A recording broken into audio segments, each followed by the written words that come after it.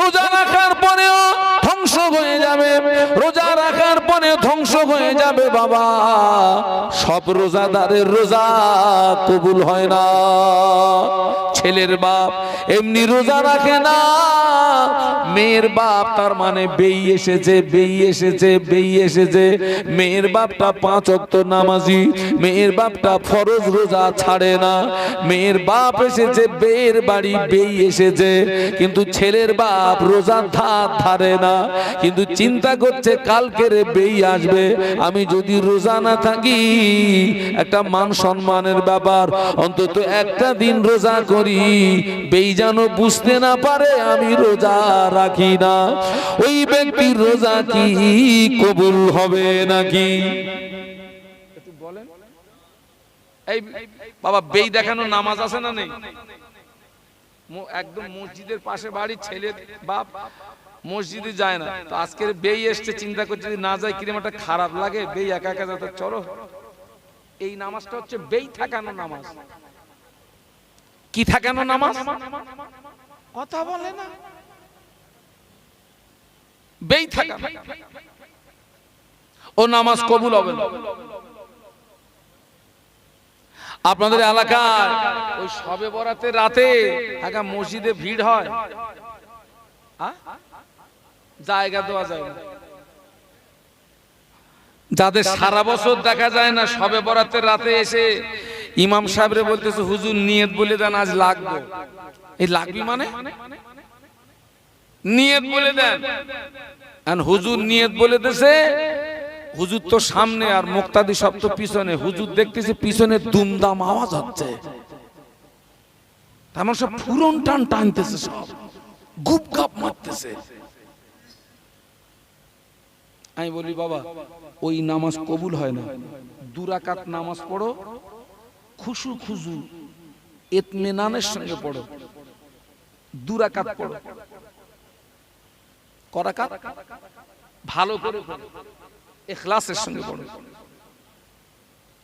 2 রাকাত নামাজ পড়ো। আর একটা কথা বলে যাচ্ছি, শবে বরাতের রাতের নফল নামাজ যদি না পড়ো, আল্লাহ তোমায় জাহান্নামে দেবে না। শবে বরাতের রাতের নফল নামাজ যদি না পড়ো, আল্লাহ তোমায় জাহান্নামে দেবে না। 5 ওয়াক্ত ফরজ নামাজ যদি না পড়ো, বিনা তওবায় যদি মারা যাও, আল্লাহর জাহান্নামের আগুন তোমায় ছাড়বে না। আবার যেন কালকের বলেন না দেশে শাহানুর আলম সাহেব এসে বলে গেছে শবে বরাতের নামাজ পড়তে নিষেধ করে গেছে। আমি তাই বলেছি? আমি কি বলেছি? মুখস্থ করলেন, নইলে কালকেরই আপনারা বলবেন, আমার ঘাড়ে দোষটা পাবে।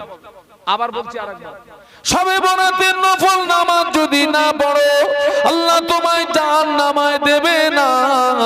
5 ওয়াক্ত ফরজ নামাজ যদি না পড়ো, বিনা তওবায় যদি মারা যাও, আল্লাহর জাহান্নামের আগুন তোমায় ছাড়বে না।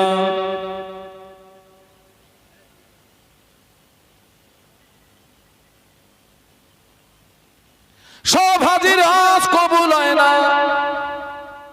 হাজিদের বিরুদ্ধে কথা বলতে গেলে আপনাদের চেয়ে আমার আগে বুকে বেশি আঘাত হয়। কেন? আল্লাহ আমাকে ডবল হাজি বানিয়েছেন, আল্লাহ আমাকে ডবল হাজি বানিয়েছেন। সব হাজির হজ কবুল হয় না বাবা। হজ কবুলিয়াতের শর্ত হলো 3টি। কটা? হজ কবুলিয়াতের শর্ত কটা বলেছি? কি কি বলুন তো? এই 3টে শর্ত কি কি?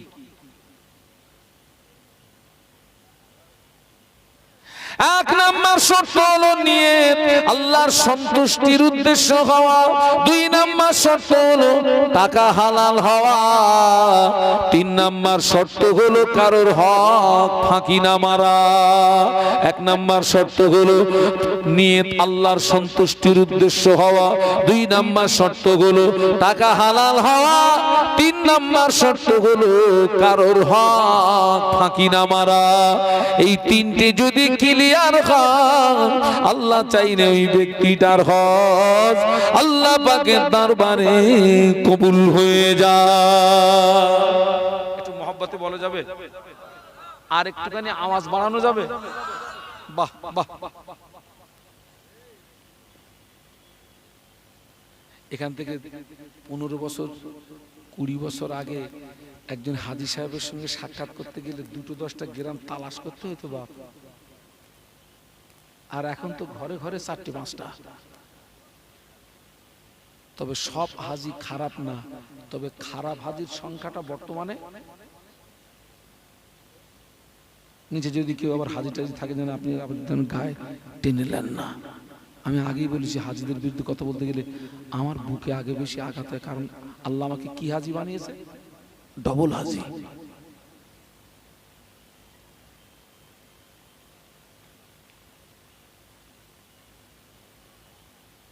ও আমার মায়েরা, সমাজে কিছু কিছু হাজী বেরিয়েছে বাবা, বুনের ফারাজ মেরেছে 10 লাখ, হজে খরচ 5 লাখ। ওর নিয়ত করেছে বুনের ফারাজ মেরেছি 5 লাখ, 10 লাখ, হজে খরচ 5 লাখ। 5 লাখ টাকা দিয়ে হজ করে আসি, হজ হবে, গুনাহ মাফ হবে। 10 লাখ 5 লাখ লাভ হবে, গুনাহ মাফ হবে কি করে? কাবা শরীফের কোণে 4 কোণ বিশিষ্ট কাবা শরীফ, ওই কাবা শরীফের একটা কোণে একটা পাথর লাগানো আছে, ওই পাথরটির নাম হলো হাজরে আসওয়াদ। ওই পাথরে একবার চুমা দিলে জীবনের গুনাহ মাফ হয়ে যায়। একটু জোরে বলুন, আর একটু জোরে বলুন। ও চিন্তা করতেছে বুনির ফারাজ মেরেছি, এই পাপের বোঝা নামাবো কি করে? তোর থেকে 5 লাখ ব্যয় করি, হজও হবে, গুনাহ মাফও হবে, আবার লাভ কত হবে? গুনাহ মাফ হচ্ছে কি করে? না, ওই যে পাথরে চুমু দেবে, পাথরে চুমু দিলে কি হয়?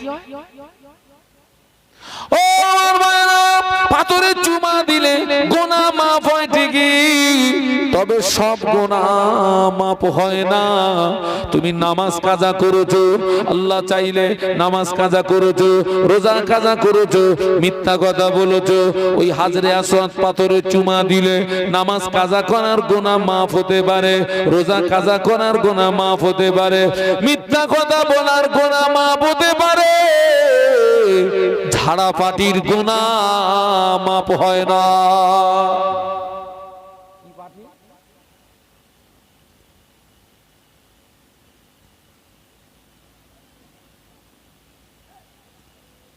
ঝাড়া পাটি যদি হাজরে আসওয়াদ পাথরে চুমু দিয়ে কিয়ামত পর্যন্ত যদি চুমু দিয়ে ওই পাথর যদি পুরো আউট করে দেয়, ওর জীবনের গুনাহ মাফ হবে না।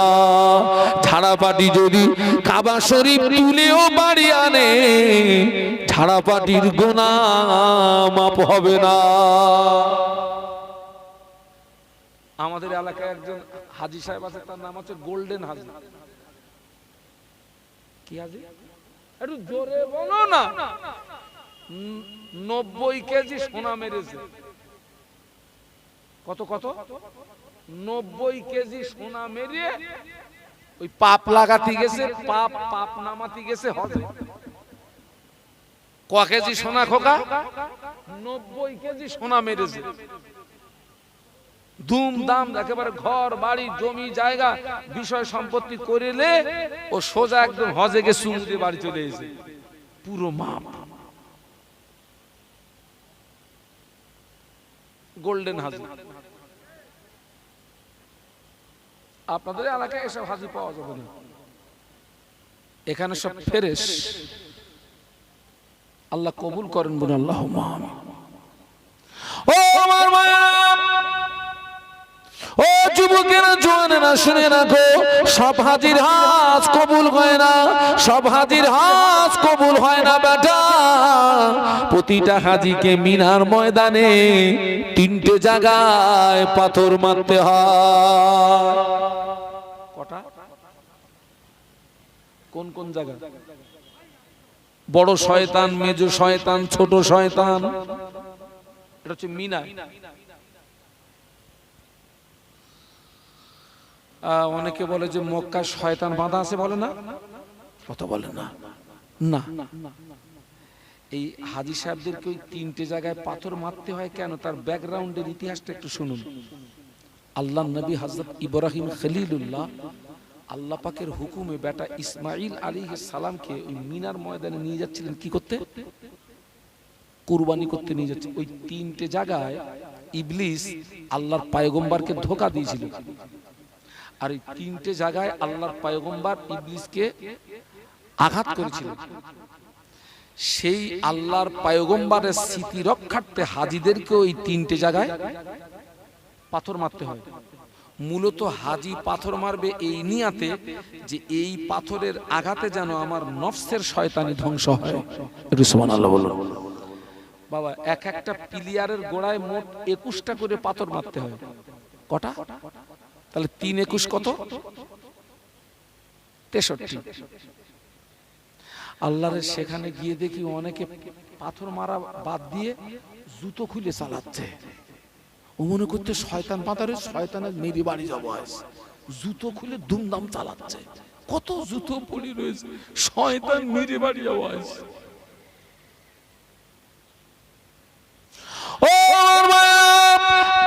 এক একটা পিলিয়ানের গোড়ায় 21টা করে পাথর মারতে হয়। 3 21 63। এই হজের পিরিয়ডে হাজীদের মারা পাথর ওখান থেকে তুলে নিয়ে যাওয়ার অনুমতি নাই, ওখান থেকে সরিয়ে নিয়ে যাওয়ার অনুমতি নাই। কিন্তু লক্ষ লক্ষ হাজী পাথর মারে, পাথর যদি সরানো না হয় ওখানে তো পাথরের পাহাড় হয়ে যাওয়ার কথা, ওখানে তো পাথরের টিলা হয়ে যাওয়ার কথা। আল্লাহ আমাকে 2 বার না 3 বার নিয়ে গেছেন, আমি ঘুরে ঘুরে দেখেছি ওখানে পাথরের পাহাড় নাই, ওখানে পাথরের টিলা নাই। মনে প্রশ্ন জাগলো, আল্লাহ এত পাথর গেল কোথায়?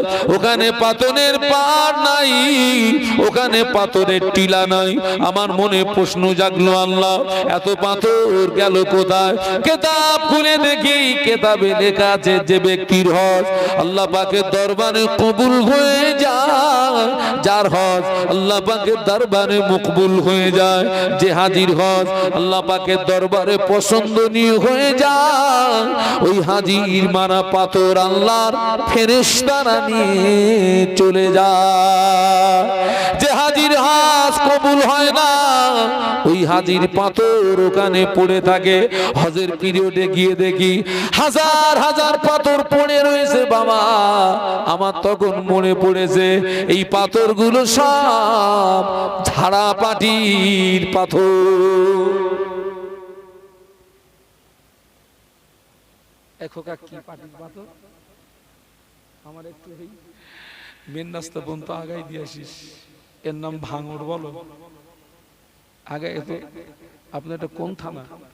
ওরে সর্বনাশ, ডেঞ্জার জায়গা আছে। আমার একটু দিয়ে আসিস ওই মেন রাস্তা পর্যন্ত। দরুদ শরীফ আল্লাহুম্মা।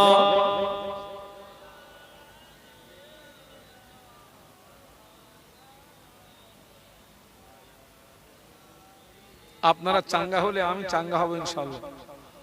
এই দেখেন আমার এই পিঠ যন্ত্রণা করতেছ বাপ। ওই যে খোকা, ওই যে ঘাড়ে কি হয়?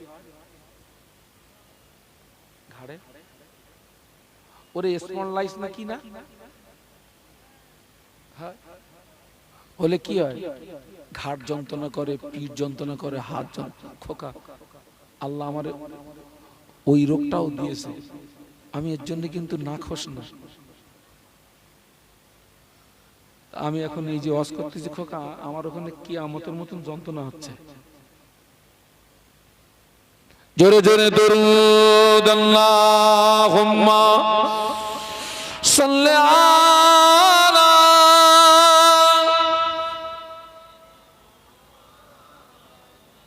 ওয়া আলা আলি। মাশাআল্লাহ মাশাআল্লাহ। একটু কলেমার জিকির লা ইলাহা ইল্লাল্লাহ। ছেলেরা জবান খুলে পড়ো, লা ইলাহা ইল্লাল্লাহ মুহাম্মাদুর রাসূলুল্লাহ। আমার সঙ্গে পড়ুন, হাসবি রব্বি জাল্লাল্লাহ মা ফি কলবি গায়রুল্লাহ। নূর মুহাম্মদ সাল্লাল্লাহ, বলো লা ইলাহা ইল্লাল্লাহ।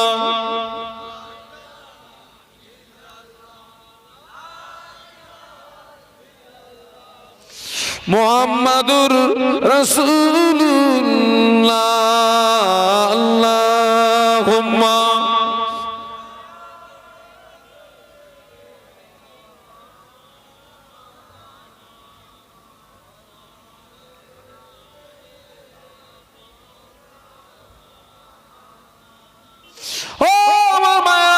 হাজী সাহেব হজ থেকে বাড়ি এসেছে।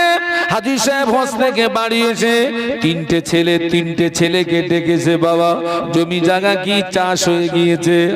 বড় ছেলে বলছে, আব্বা জান সব জমি চাষ দিতে পেরেছি, সব জমি ফসল লাগাতে পেরেছি, 10 কাঠা জমি পারলাম না।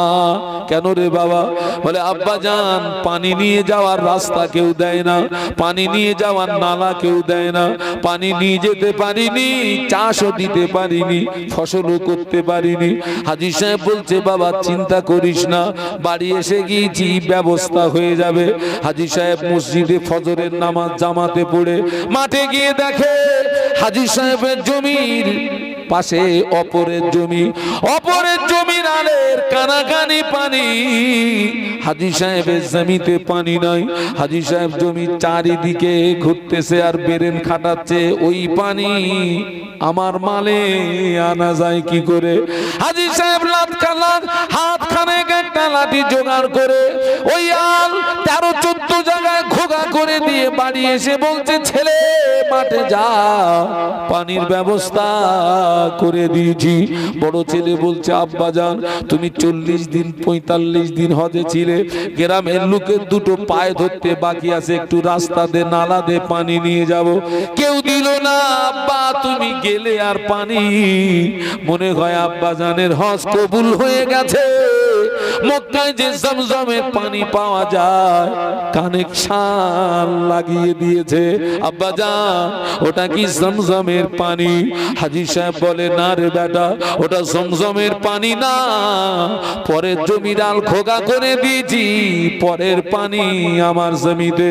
হাজী সাহেবের বড় ছেলে জিভে কামড় দিয়ে বলছে, আব্বা 5 লাখ টাকা খরচ করে হজে পাঠালাম, টাকাগুলো কি ঘোগায় দিয়ে বাড়ি আসলে ও ঘোগা মারা হাজির হজ কবুল হয় না। এই কি মারা হাজির? জোরে বলো।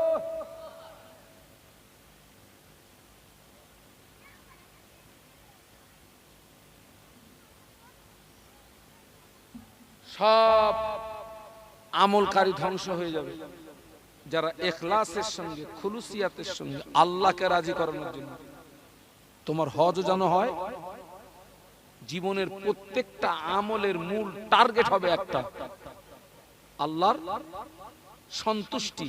কোরআন, ইন্না সালাতি ওয়া নুসুকি ওয়া মাহইয়ায়া ওয়া মামাতি লিল্লাহি রাব্বিল আলামিন। আমার সঙ্গে পড়ুন, ইন্না সালাতি ওয়া নুসুকি ওয়া মাহইয়ায়া ওয়া মামাতি লিল্লাহি রাব্বিল আলামিন। আপনার নামাজ, আপনার কুরবানি, আপনার বেঁচে থাকা, আপনার মরে যাওয়া, সব কিছুর মূল লক্ষ্য হবে আল্লাহকে রাজি করা। ওটা হবে খাঁটি আমল। ওই খাঁটি আমলকারীরাই নাজাত পেয়ে যাবে।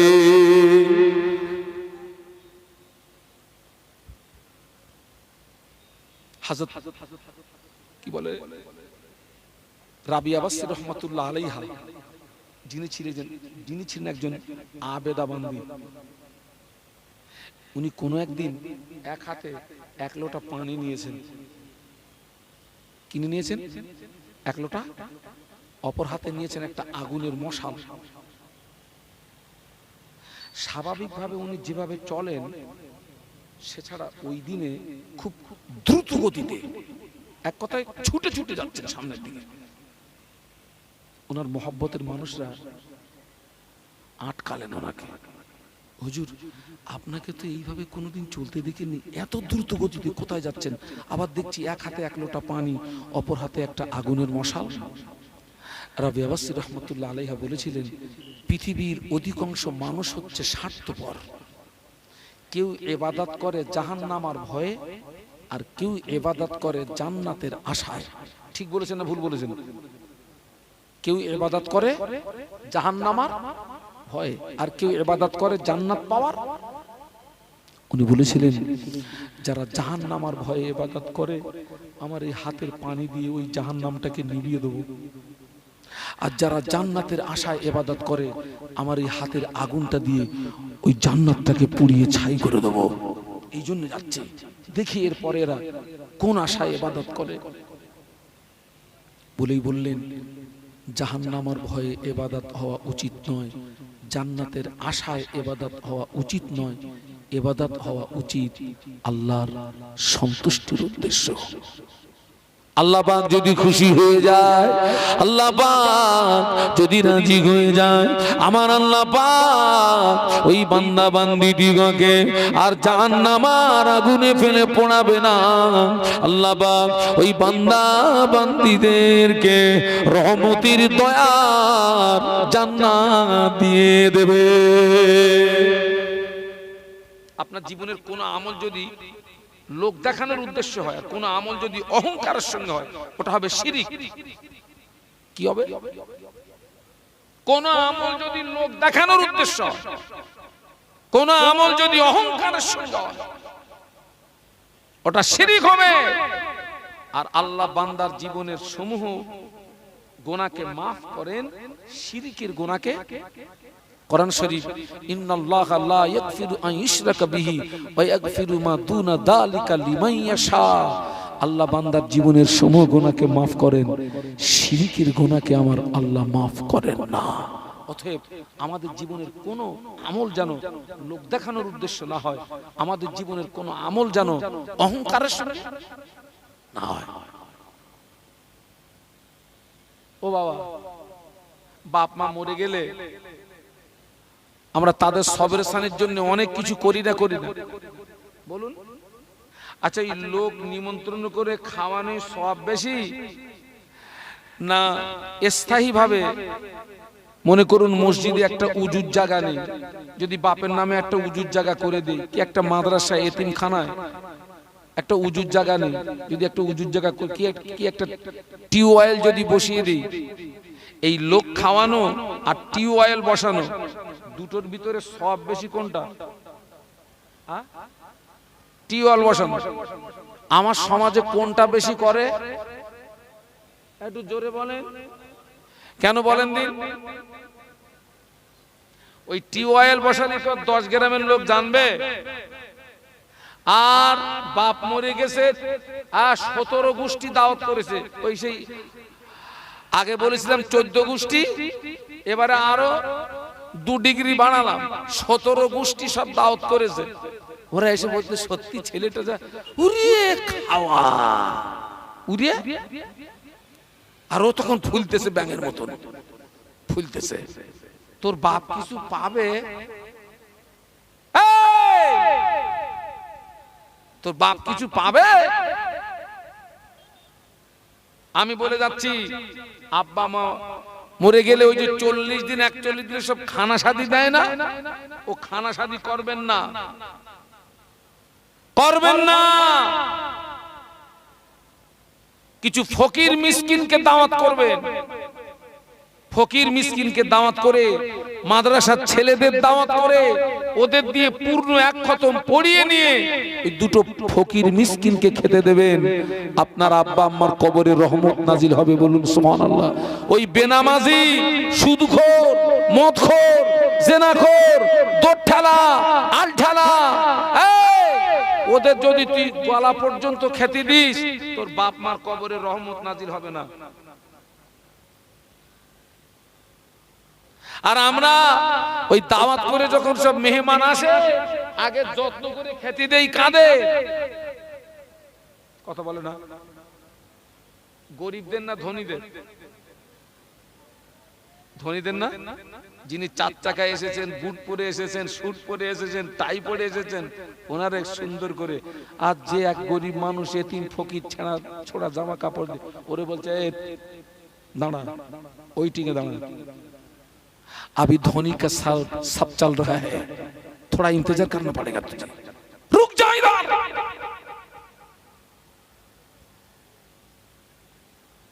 বেনামাজি সুদখোর মদখোরকে খাবিয়ে বাপ মার কবরে রহমত নাজিল হয় না। পারলে এতিম মিসকিনদেরকে 2-5টা এতিম মিসকিনকে দাওয়াত করে খাওয়াও, মাদ্রাসার 4টে ছেলেকে এনে পূর্ণ খতম পড়িয়ে সবেরসানি করো, আর ওই টাকাটা দিয়ে আব্বার নামে একটা টিউবওয়েল বসিয়ে দাও। ওই টিউবওয়েল যতদিন থাকবে, যত মানুষ পানি খাবে, তোর বাপ কবরে শুয়ে সব পেয়ে যাবে। জোরে বলুন।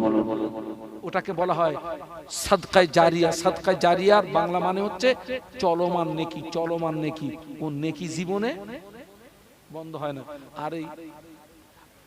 আর এই খেতে দিলি খেয়ে যাবে, সুনাম করতে করতে যাবে না বদনাম করতে করতে। ও ঝাল হয়নি, নুন বেশি দিয়েছে, তেল বেশি দিয়েছে, এই দই দেয়নি, এই রসগোল্লা দেয়নি,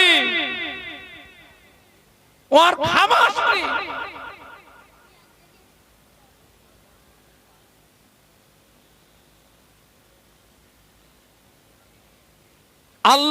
আল্লাহ সন্তুষ্টির উদ্দেশ্যে করো, লোক দেখানোর জন্য করো না। আজকের এই কাজগুলো অধিকাংশ লোক দেখানো হয় না, হয় না?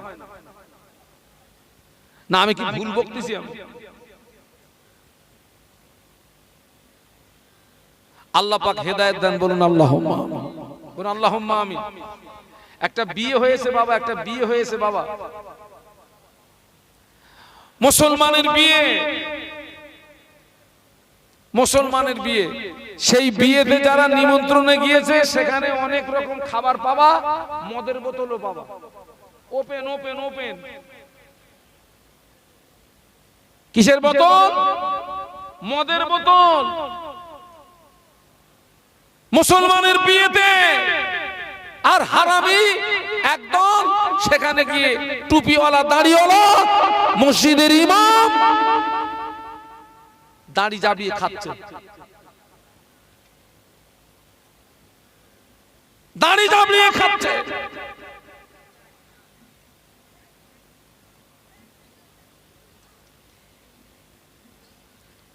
আল্লাহ পাক হেদায়েত দেন, বলুন আল্লাহুম্মা আমিন।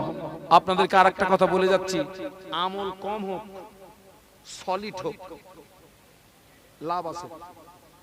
অনেক আমল করেছেন, ভেজাল মেরেছেন, লাভ নেই। আমল কম হোক, কি হোক, সলিড আমল, খাঁটি আমল।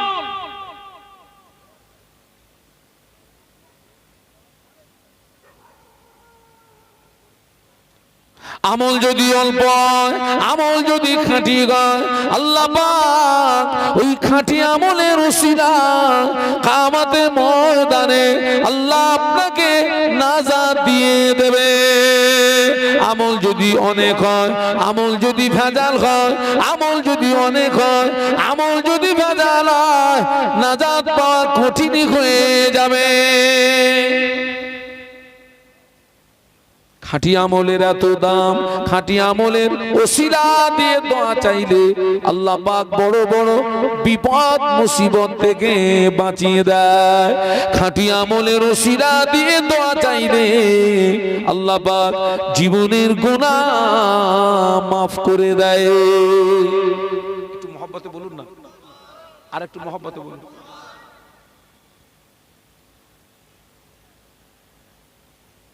হ্যাঁ, বাপের সবের সানি হচ্ছে, সবাইকে খতম পড়ার দাওয়াত দিয়েছে, কলেমা পড়ার দাওয়াত দিয়েছে, তো এবারে কলেমা গুনতেছে তসবিহে। আপনাদের কি হয়? হ্যাঁ, গুনতেছে। চাচা আপনার কত? 37,000 কলেমা। কলেমা। চাচা আপনার কত? 33,000। চাচা আপনার কত? 1 লাখ। আমার তো বিশ্বাস হয় না, ঘোড়ার কচু পড়েছে।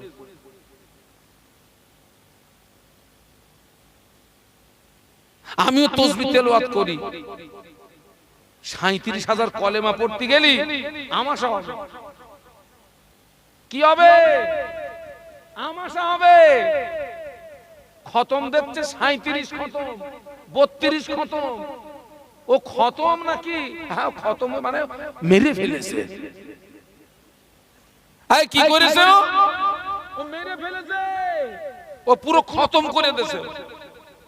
ও খতম হয়েছে। এই এক জায়গায় বসে খাওয়া দাওয়া পেশাব পায়খানা বাদ দিয়ে এক বৈঠকে এক খতম কোরআন তেলাওয়াত করতে গেলে 6 থেকে 8 ঘন্টা সময় লাগে। তুই ৩৭ খতম কি করে দিচ্ছিস? তুই কি করে দিচ্ছিস? তো সবাই যখন দেখছে, একজন চিন্তা করতেছে আমি যদি কিছু না বলি একটা মান সম্মানের ব্যাপার, বলবে এ দেখো কিচ্ছু নিয়ে আসেন শুধু খেতে এসে। বলতেছে আমিও ১০,০০০। বাস্তব বলছি, বাস্তব বলছি। আমল কম হোক, আবার বলুন কি হোক, সলিড।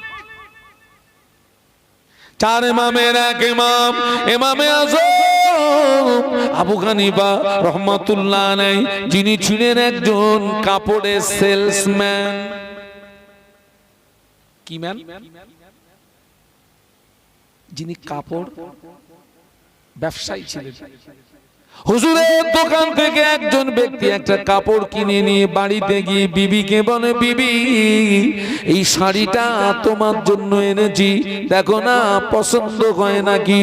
বিবি শাড়িটা উপর থেকে দেখে খুবই ভালো, কিন্তু খুলে দেখে বাবা ওই শাড়ির ভিতরে কয়েক জায়গায় নালফোট দেখতে পাওয়া যায়।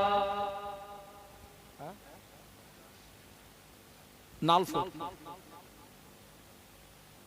ওনার স্ত্রী বলে, প্রাণের স্বামী এ শাড়ি আমি নেব না, এ শাড়িটা আপনি যেখান থেকে নিয়ে এসেছিলেন ওই জায়গাতে ফিরিয়ে দিয়ে আসুন, অন্য একটা শাড়ি নিয়ে আসুন। কেননা এই শাড়ির ভিতরে নালফোট, এ শাড়ি আমার বিবির পছন্দ না, এ শাড়ি আমার বিবির পছন্দ না।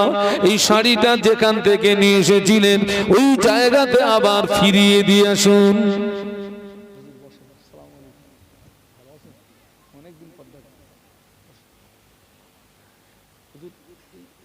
একটুখানি এটি করে কি শেষ করব?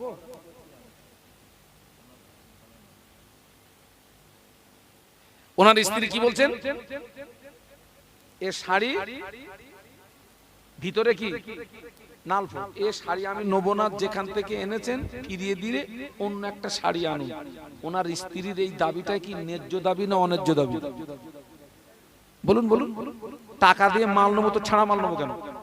ও বেচারা শাড়ি নিয়ে সোজা ইমামে আজমের দোকান, হুজুর এই শাড়িটা ফিরিয়ে নেন, অন্য একটা শাড়ি দেন। কেন রে বাবা? ও জগতের ইমাম, এই শাড়ির ভিতরে কয়েক জায়গায় নালফোট, আমার বিবির অপছন্দ, আমার বিবি শাড়িটা ফিরিয়ে দিয়েছে। ও জগতের ইমাম, হুজুর এই শাড়িটা ফিরিয়ে নিন, অন্য একটা শাড়ি আমায় দিন।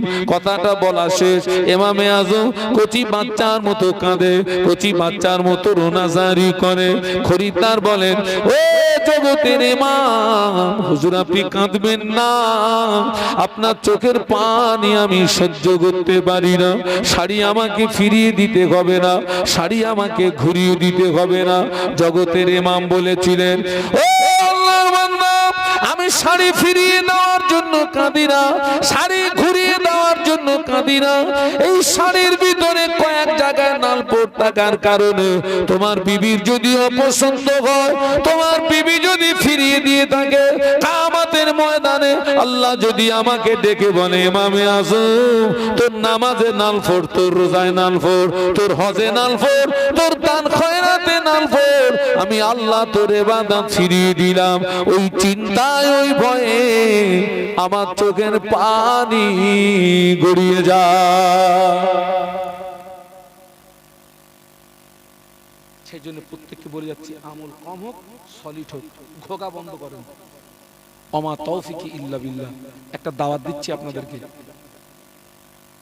আপনারা অনেকে কম বেশি জানেন আমি একটা প্রতিষ্ঠানের মূল দায়িত্বে আছি, যার নাম হচ্ছে আল আমিন মাদ্রাসা ও এতিমখানা। বসিরহাটের সংলগ্ন গ্রামটার নাম হচ্ছে আখারপুর। আল আমিন মাদ্রাসা ও এতিমখানা, যার বাৎসরিক ইসালে সব আগামী 24 এবং 25 মার্চ 24 এবং 25 মার্চ অনুষ্ঠিত হবে ইনশাআল্লাহ। 25 তারিখে প্রধান অতিথি হিসাবে থাকবেন ফুরফুরা শরীফের পীরজাদা আলহাজ হযরত মাওলানা সানাউল্লাহ সিদ্দিকী ভাইজান হুজুর, তিনি থাকবেন। 25 তারিখে বাদ মাগরিব আপনার জিকিরের মজলিস হবে। আপনাদেরকে আমি খাস দাওয়াত করছি, পারলে যাবেন, না যেতে পারলে দোয়া করবেন। আমার মাদ্রাসার ইস্তারের সব হচ্ছে 24 এবং কত বলেছি 25, আর আলহাজ হযরত মাওলানা জোনায়েদ হোসেন সাহেবের মাদ্রাসার ইস্তারের সব হচ্ছে 26 এবং 27 মার্চ। দাওয়াত দিয়ে গেলাম 26 এবং 27 মার্চ। আল্লাহ হায়াতে রাখলে আমি 27 তারিখে আমার টাইম আছে সুলতানপুরে 8টা থেকে 10টা। আমি প্রতি বছর আমি থাকি। আমার এই মাদ্রাসায় আল আমিন মাদ্রাসা এতিমখানাতে এক ঝাঁক আলেমদের উপস্থিতি ইসালে সব, সবাইকে খাস দাওয়াত দিয়ে যাচ্ছি, আপনারা যাবেন, না যেতে পারলে একটু দোয়া করবেন। হ্যাঁ, আর একটা কথা, আমার কাছে একটা কিতাব আছে আল্লামা হুজুরের লিখিত নামাজ শিক্ষা, 50 টাকা করে দাম। যদি কারোর প্রয়োজন হয়, আমার সাথী ভাইরা যাচ্ছে, আপনারা নেবেন। হুজুর এসেছেন, আপনারা তানার জ্ঞানগর্ভ বক্তৃতা ধীরস্থিরভাবে শুনতে থাকুন। সভাপতি সাহেব আছেন, তিনি বলবেন। যারা এখনো আশেপাশে আছেন সব সব মাহফিলে চলে আসুন, আর মহব্বতের সঙ্গে দরুদ শরীফ আল্লাহুম্মা।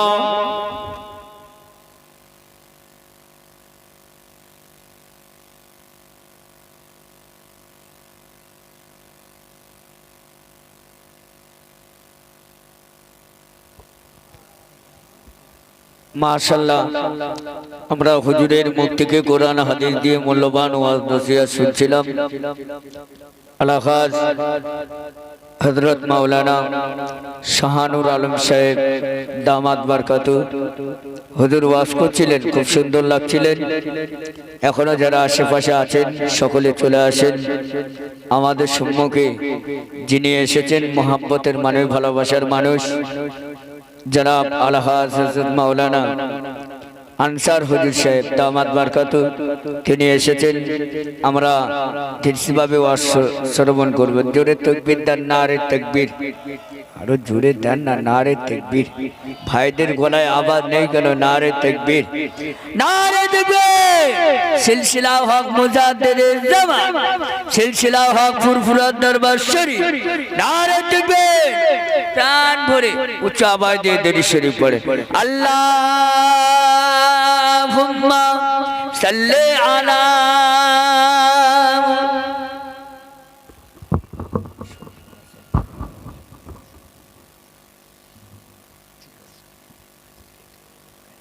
হ্যাঁ হ্যাঁ, একদম একদম একদম একদম একদম। আসসালামু আলাইকুম ওয়া রাহমাতুল্লাহি ওয়া বারাকাতুহু ওয়া মাগফিরাতুহু। ভালো আছেন তো নাকি সব বড়ালির মানুষ? এখানে আছে সব তো বড়ালির মানুষ নাকি? আলহাজ মরহুম আব্দুল্লাহিল গালেব সাহেব হুজুরের চত্বরের মানুষ তো নাকি বেশিরভাগ নাকি? বাংলা আসামের বিখ্যাত একজন দাদা হুজুর রহমাতুল্লাহ আলাইহির বাগানের খেদমতগার ছিলেন, মুজাহিদে আলেম। আজ তিনি মাটির মধ্যে শুয়ে রয়েছেন। বাংলা আসাম চষি দিয়ে গেছে, বাংলা আসাম, এপার বাংলা ওপার বাংলা। সেই পাড়ারই ছেলেরা। মত সব ঠিক আছে না? বিভিন্ন